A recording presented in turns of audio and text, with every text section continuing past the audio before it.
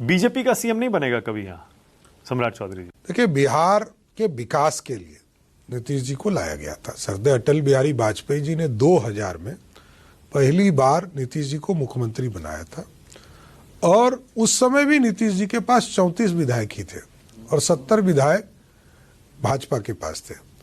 तो उस दिन से भाजपा इनको प्रमोट करी और नीतीश जी को ही नहीं, लालू प्रसाद जी को भी पहली बार बिहार का मुख्यमंत्री भाजपा ने बनाया। ऐसा नहीं है कि लालू प्रसाद जी कोई बाहर से आ गए।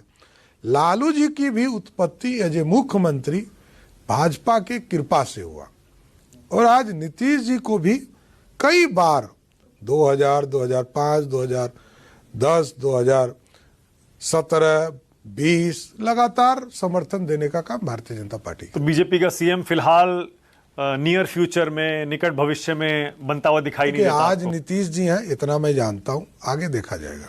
वही अमित शाह जी वाली बात कि वक्त बताएगा सीएम कौन बनेगा। ओके, अगर नीतीश जी नहीं रहते हैं, क्या जेडीयू का कोई और नेता सीएम बन सकता है? नहीं, ये तो हमें नहीं पता है। नीतीश जी के नेतृत्व में हूं, नीतीश जी के लिए काम कर रहा हूं। अगर मान लीजिए नीतीश जी ने ही जेडीयू के किसी और नेता को सीएम बनवाने की बात की तो आप मानेंगे? नहीं, ये तो नहीं पता है ना, हमें नहीं पता है, आपको पता होगा। लेकिन मेरा मानना है नीतीश जी एक अच्छे एडमिनिस्ट्रेटर हैं जिसने बिहार बदला है। गड्ढे का बिहार आज समृद्ध बिहार दिख रहा है, सड़क बने हुए दिखते होंगे आपको, और बिहार का इंफ्रास्ट्रक्चर ठीक किया। क्या नीतीश जी पूरी तरह से स्वस्थ हैं सम्राट चौधरी जी? ये सवाल इसलिए जरूरी अब हो जाता है, हालांकि बहुत निजी विषय होता है, लेकिन चुनाव के बीच आरजेडी का सबसे बड़ा मुद्दा यही है, नीतीश कुमार जी मानसिक तौर पर, शारीरिक तौर पर स्वस्थ नहीं हैं, वो राज्य को चलाने लायक नहीं हैं, उनके सारे वीडियोस वायरल हैं, आप खुद देख सकते हैं। देखिए, जो विरोधी दल में होता है ये इस तरह की बात उठाता है। जब तक नीतीश जी साथ में थे तो कहाँ कभी उन्होंने कहा। देखिए, सत्ता के विरोध में चेहरा अलग होते, सत्ता के साथ काम करना फर्क होता है। सत्ता में आके लोग शालीन होते हैं और यू हैव टू डिलीवर।